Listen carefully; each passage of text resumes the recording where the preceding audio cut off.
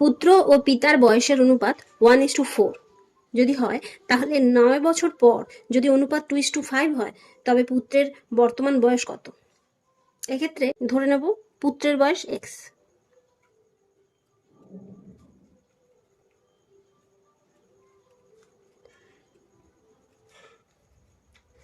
তাহলে পিতা কত হবে? পিতার বয়স হবে 4x। 9 বছর পর পুত্রের বয়স হবে x+9, পিতার বয়স হবে 4x+9। এটা ইকুয়াল টু, এই 9 বছর পর যদি অনুপাত বলেছে 2:5 হবে, তাহলে 9 বছর পর এটা বাই 2/5। তাহলে এটাকে আমরা কোনাকুনি গুণ করব। 5x + 45 equal to 8x + 18। 5x - 8x 18 - 45 minus 3x equal -27।